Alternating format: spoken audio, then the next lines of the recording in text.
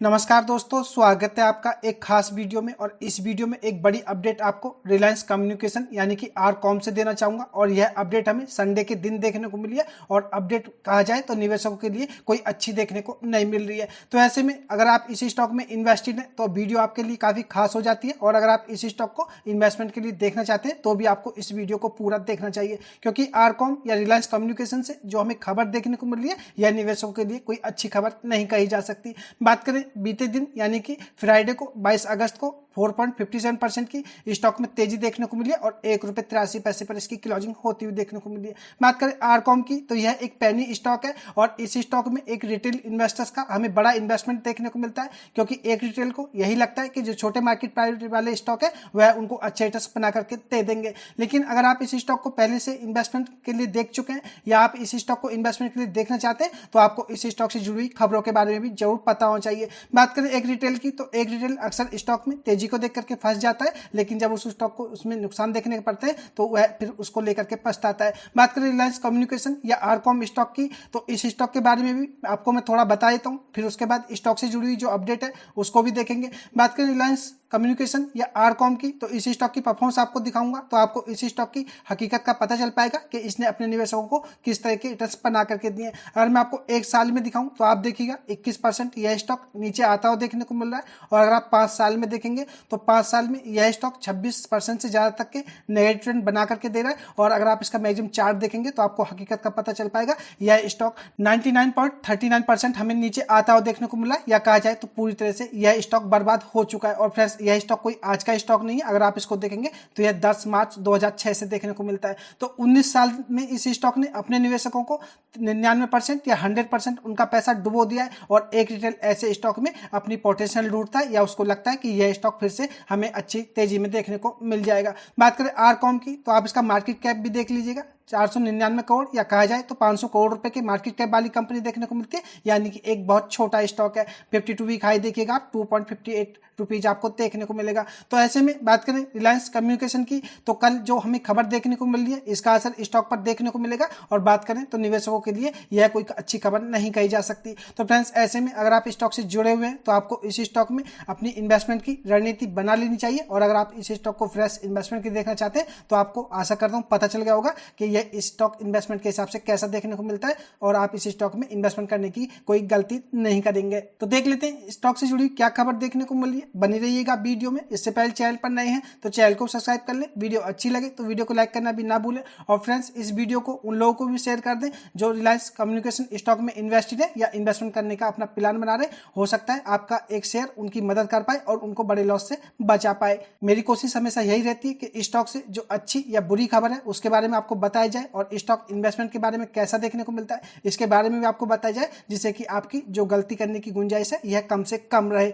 Video education purpose के लिए मेरी किसी भी तरह से इसी स्टॉक पर बाय और सेल की कोई रिकमेंडेशन नहीं है। ऐसा भी नहीं है कि आप पैनिक में आकर के इसी स्टॉक से एग्जिट कर दें और स्टॉक तेजी में आ जाए तो आप फिर यह कहें कि मैंने तो इस स्टॉक को बुरा बताया था या इस स्टॉक को आपको सेल करने की रिकमेंडेशन दी थी। तो फ्रेंड्स मेरी कोई रिकमेंडेशन नहीं है। बाजार से जो जानकारी इस स्टॉक से मुझे देखने को मिल रही है वही मैं आपसे शेयर करने जा रहा हूँ या आपकी इस वीडियो के सहारे कोई मदद करना चाहता हूँ। और अगर आप चाहते हैं स्टॉक मार्केट से जुड़ी जानकारी की वीडियो आपको मिलती रहे तो आप चैनल को सब्सक्राइब करके बेल आइकन जरूर हिट कर लें, जिससे कि आपको नोटिफिकेशन नई वीडियो की मिलती रहे।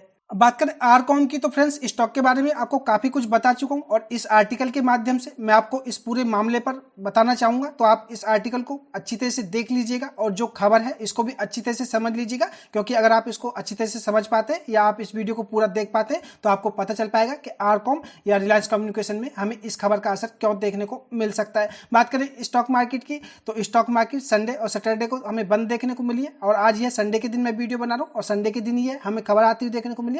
तो ऐसे में मंडे को जैसे ही बाजार खोलेंगे तो आपको इस खबर का असर स्टॉक पर देखने को मिलेगा। बात करें खबर की तो खबर आपको बताना चाहूंगा भारतीय स्टेट बैंक यानी कि एसबीआई के बाद अगर हम देखें तो बैंक ऑफ इंडिया ने भी इसको दिवालिया हो चुकी रिलायंस कम्युनिकेशन को लोन खाते में धोखाधड़ी वाला घोषित कर दिया है। तो पहले हमें एसबीआई की तरफ से इस कंपनी को दिवालिया घोषित होता हुआ देखने को मिला था और अब जाकर के बैंक ऑफ इंडिया ने भी इन्हें धोखाधड़ी वाला घोषित कर दिया है। तो कहा जा सकता है किसी भी कंपनी के लिए यह कोई अच्छी खबर नहीं हो सकती है या बात बात करें तो रिलायंस कम्युनिकेशन पर जो एक फ्रॉड का ठप्पा हमें लगता हुआ देखने को मिल रहा है और इस मामले पे कंपनी के जो पूर्व निदेशक अनिल अंबानी है इनका नाम भी लिया गया है।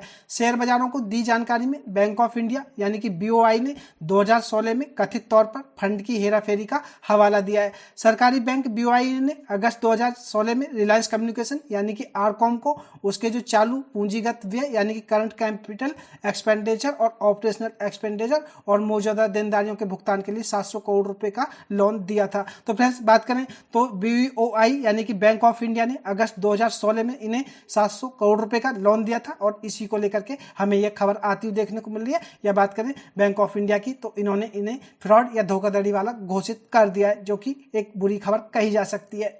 और ये फैसला क्यों लिया गया है तो इसके बारे में भी आपको पता होना चाहिए। रिलायंस कम्युनिकेशन की अगर हम बात करें तो आरकॉम ने शेयर बाजारों को दी जानकारी में बताया कि जो बैंक का लेटर है इसके बारे में इन्होंने बताया और इसके अनुसार जो अक्टूबर 2016 में जारी की गई या स्वीकार की गई राशि का जो आधा हिस्सा था एक एफडी में निवेश किया गया था, जिसकी लोन की शर्तों के अनुसार अनुमति नहीं थी। तो फ्रेंड्स आप समझ सकते हैं, बात करें 2016 अक्टूबर में तो जो रकम इन्होंने बैंक ऑफ इंडिया से ली थी उसका जो आधा हिस्सा है इन्होंने एफडी में निवेश किया था और जो लोन की शर्तें थी उनके अनुसार इनको एफडी में निवेश करने की अनुमति नहीं थी। बात करें ऑरकॉम की तो ऑरकॉम ने कहा है कि उसे 22 अगस्त को बैंक ऑफ इंडिया से 8 अगस्त को एक पत्र मिला है जिसमें कि बैंक द्वारा कंपनी अनिल धीरूभाई अंबानी कंपनी के जो प्रमोटर और पूर्व निदेशक है और मंजरी अशोक कक्कड़ कंपनी के जो पूर्व निदेशक हैं इनके लोन खातों को धोखाधड़ी के रूप में वर्गीकृत करने के फैसले की जानकारी दी है। तो फ्रेंड्स बात करें आरकॉम की तरफ से तो यह एक बड़ा फ्रॉड किया गया है। जो लोन की शर्तें थी वह इन्होंने नहीं मानी थी और जो रकम इन्हें मिली थी लोन के रूप में उनको उसका आधा हिस्सा इन्होंने एफडी में निवेश किया था। तो फ्रेंड्स इसी के चलते इन पर यह फैसला हमें होता हुआ देखने को मिल रहा है या बैंक ऑफ इंडिया की तरफ से इनको फ्रॉड घोषित किया गया है। और ऐसा नहीं है कि बैंक ऑफ इंडिया ने इसको फ्रॉड घोषित किया है, इससे पहले एसबीआई भी इसको फ्रॉड घोषित कर चुका है। बात करें फ्रेंड्स किसी भी स्टॉक के चलने न चलने की तो जैसा कि आपको बता चुका हूं यह स्टॉक अगर आप देखेंगे तो पूरी तरह से खत्म हो चुका है या ऊपरी लेवल से हमें 99% से ज्यादा नीचे आता हुआ देखने को मिल रहा है। किसी भी स्टॉक के चलने या न चलने के पीछे उसका बिजनेस होता है और कंपनी में जो दिक्कतें होती हैं तो वह भी स्टॉक में कहीं ना कहीं गिरावट के पीछे काम करती है। और बात करें आरकॉम की तो यह एक फ्रॉड कंपनी देखने को मिलती है जिसके चलते इसका असर स्टॉक पर भी देखने को मिला है या इसका खामियाजा निवेशकों को भी भुगतना पड़ा है। तो फ्रेंड्स इसी वजह से मैं आपको बताया था इस स्टॉक में इन्वेस्टमेंट करना काफी रिस्की है। तो ऐसे में आप इस स्टॉक में अगर पहले से इन्वेस्टेड है अगर आपको लॉस हो रहा है तो फ्रेंड्स मैं आपको यही बताना चाहूंगा आप इस स्टॉक में कोई फ्यूचर ना तलाशे। ये बर्बाद कंपनी है और बर्बाद स्टॉक है। आपको इससे अच्छे स्टॉक मार्केट में और स्टॉक मिल जाएंगे। आप इस स्टॉक से पैसा निकाल करके उस स्टॉक में लगा लेंगे तो आपको हो सकता है आपके लॉस रिकवर हो जाए और आपको प्रॉफिट्स भी देखने को मिले।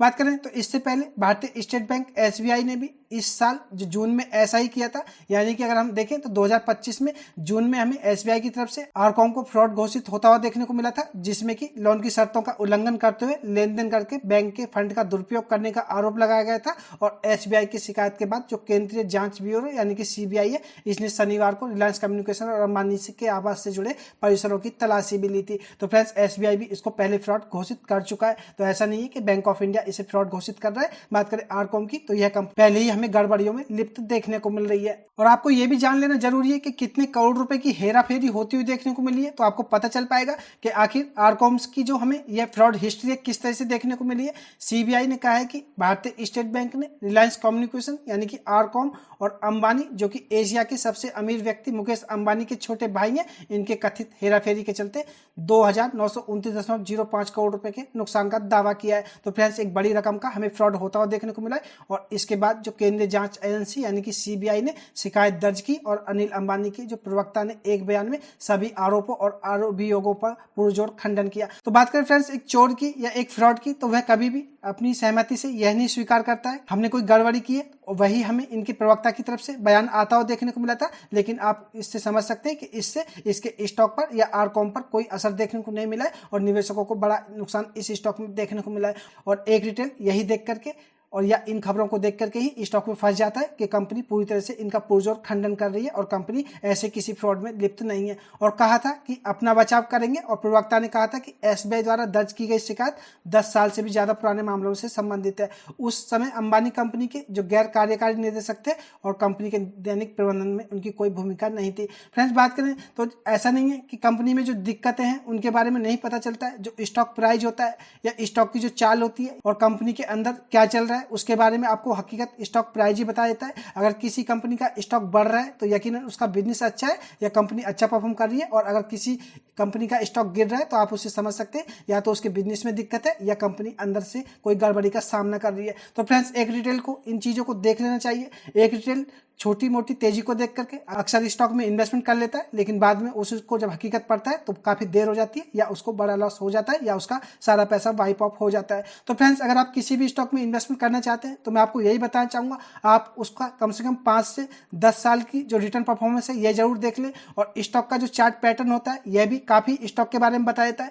जिस स्टॉक में आपको उतार चढ़ाव इस तरह के देखने को मिलते हैं और लेकिन स्टॉक ऊपर जाता है तो यह स्टॉक भी इन्वेस्टमेंट के हिसाब से काफ़ी अच्छे होते हैं। तो ऐसा नहीं है कि जिस स्टॉक में थोड़ी बहुत गिरावट हुई है तो वह स्टॉक खराब हो गया है, लेकिन स्टॉक आपको गिरावट के बावजूद अगर रिकवर करता हुआ देखने को मिलता है तो ऐसे स्टॉक में आप इन्वेस्टमेंट कर सकते हैं। लेकिन जो स्टॉक आपको ऊपरी लेवल से नीचे नीचे नीचे नीचे आता हुआ देखने को मिल रहा है तो फ्रेंड्स आपको ऐसे स्टॉक से दूर रहना चाहिए। और फ्रेंड्स, अगर आप स्टॉक मार्केट में इस गलती को सुधार लेते हैं तो यकीन आप अच्छे स्टॉक का सिलेक्शन कर पाते हैं। और आप मेरी इस राय से कितना एग्री करते हैं आप अपना कमेंट करके जो बताएं। क्या आपको लगता है कि आरकॉम स्टॉक का फ्यूचर अच्छा है या आपको इस स्टॉक में इंटरेस्ट देखने को मिल सकता है? फ्रेंड्स देखिए, फ्यूचर में कुछ भी हो सकता है, लेकिन बात करें करंट सिनेरियो के हिसाब से तो यह कोई इन्वेस्टमेंट के हिसाब से अच्छा स्टॉक देखने को नहीं मिलता है। इस खबर का असर आपको शेयर पर भी पड़ता हुआ देखने को मिलेगा। ईडी ने जब अनिल अंबानी की फर्म्स पर छापेमारी की थी तो उसके बाद उनकी जो रिलायंस इंफ्रा, रिलायंस पावर के शेयरों में लगातार कई दिन तक लोअर सर्किट देखने को मिले थे। तो फ्रेंड्स, बात करें तो किसी भी कंपनी का मालिक अगर फ्रॉड करता है तो उससे जुड़ी हुई जो और कंपनियां होती हैं आपको उनके स्टॉक पर भी असर देखने को मिलता है। तो फ्रेंड्स, ऐसे में अगर हम बात करें